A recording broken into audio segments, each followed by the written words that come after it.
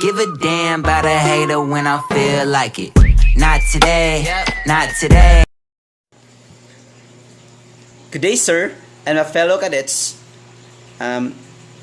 We are the group 2, and the member is Dec Cadet Digamo, Dec Cadet Evarle, Dec Cadet Eborda, Dec Cadet Erino, Dec Cadet Flores, Dec Cadet Garbosa, Dec Cadet Gidokyo, Dec Cadet Intoy, Dec Cadet Inutan, and me, Dec Cadet Lanyas. And for this video, we're gonna describe the different principles in ship handling.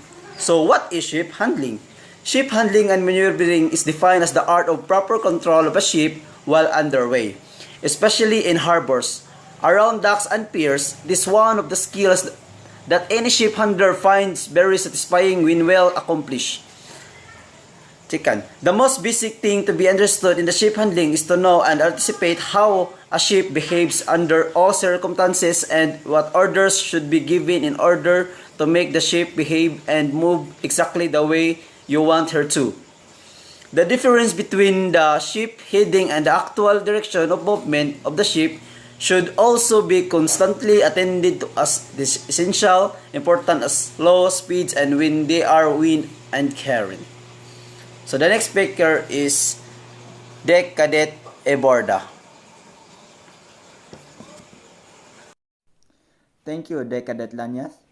Next is the three basic ship motion. First is the longitudinal motion. This arises due to the rapid acceleration of the ship in a longitudinal direction that rocks the ship back and forth. Second is the lateral motion. It is often caused by waves moving perpendicular to the direction of motion of the ship. It refers to a side-to-side rolling that is created when waves strike the side of the ship hull. Third is the rotational or turning motion. This motion is generated directly either by the water and wind currents exerting forces against the hull or by the ship's own propulsion, or indirectly by the inertia of the ship while turning. Vessels also have other behaviors worth noting when her maneuvering equipment is in operation.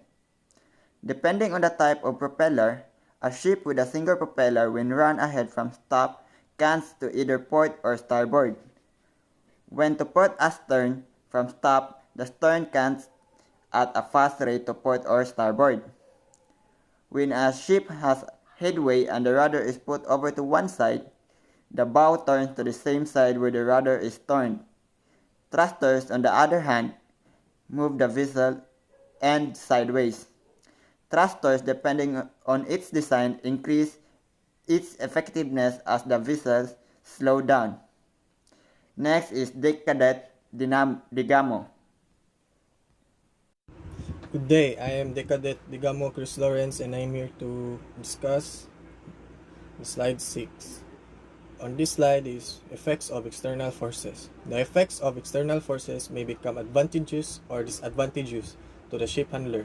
It is best that these effects are foreseen beforehand so that necessary steps to counter or make use of them during the maneuver are made. Among the external forces, the effects of the wind and current are the most important. These forces are greatly affect the movement of the ship. So example, when there is a wind blowing on one side of a high-sided ship moving ahead, she will not move along the line of the intended course line but rather drift towards the lee side of the ship. The example is, for example, this is the ship. So the ship is our displacement. So the force is the wind. So when the wind blows, the force is going, so the force pushes the displacement towards to the lee side. So that is called the negative work of external force. The other example, if a current is acting on one side of a ship, she will behave in the same manner. That is, she will be moving diagonally in the direction where the current is setting, although her heading is on the course steered. So example, so this is the ship and the current is our force. So the ship is going to this side and the current is, so our force or current is also going on the same direction. So that is called the positive work of external force. So that's all. Thank you. So good day, I'm Kadit Ibarli. I am the fourth presenter. So the factors and forces that commonly constitute a change in a vessel's behavior while being maneuvered. So the 7 internal factors or forces under the control of the ship handler. So the first one is engine power, second speed, third effect of the type of propeller, fourth rudder movement and type, fifth thrusters, sixth anchors and mooring lines, and the last one is the tugboats. So next reporter is Deck Cadet Erin. Hi, I'm Cadet Mark Vincent D. Rino, and I'm the number 8 speaker, and this is my slide. Other variable factors affecting in ship handling. Number 1. Human factor. A delay in time between your given order and the execution of the order will affect how you intend to move your ship. This is caused by human factors because the individuals you are ordering may have different responses, depending on their training and ability to perform the job. Or that orders have to be relayed by an officer to the helmsman, which is a bad practice that should be avoided so that the conning officer should be able to give his orders directly to the helmsman. Number 2. Sudden breakdown or failure of the ship equipment. Number 3. Mode of communication failure from the bridge to the engine room or vice versa, or to the fore and aft station. Number 4. Language problem between nationalities. Number 5. Ship momentum. And the next speaker is Flores. Good day, everyone. So this time, explaining the significance of deadweight, draft, trim, speed, underkill clearance, turning circles, and stopping distance in ship handling. So deadweight. Deadweight is defined as a maximum deadweight of the ship and measure of the ship carrying capacity. It is a measure of a ship ability to carry various items, cargoes, stores, ballast water, provisions, and crew, and etc. A large part of deadweight is used to water ballast necessary to meet stability requirements. Next is Garbosa.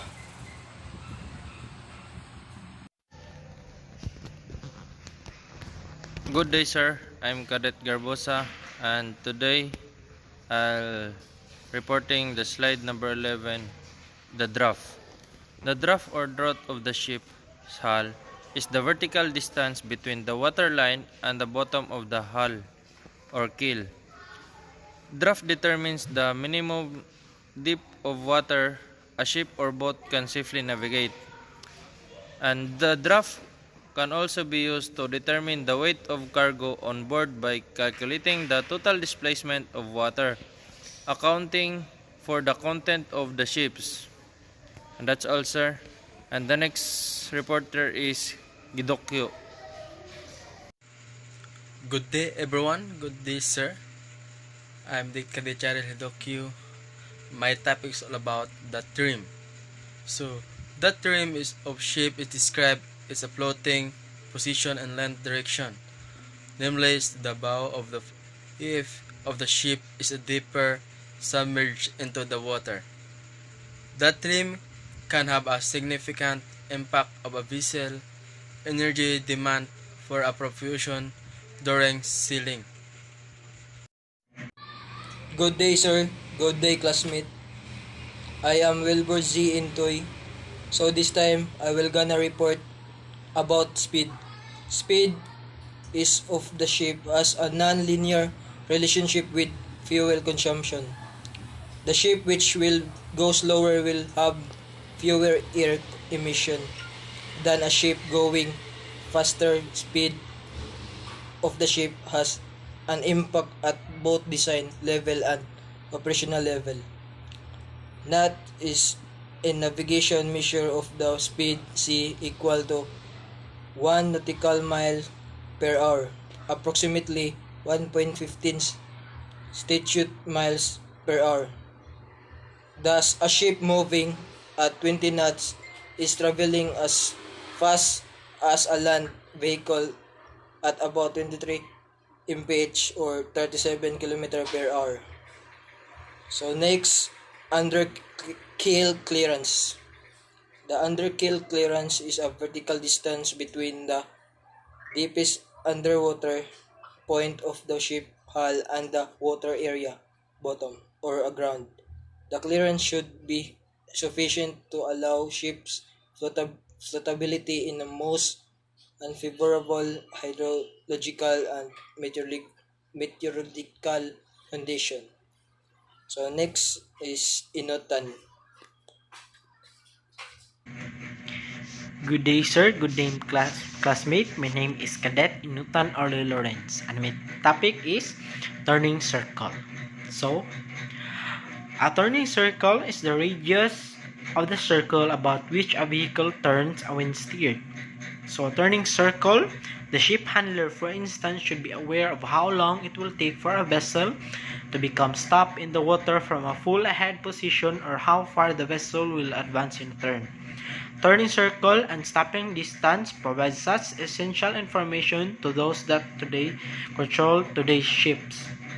So, it is important that the navigator will know the ship's characteristics in terms of maneuvering and stopping the vessel in order to have a safe passage.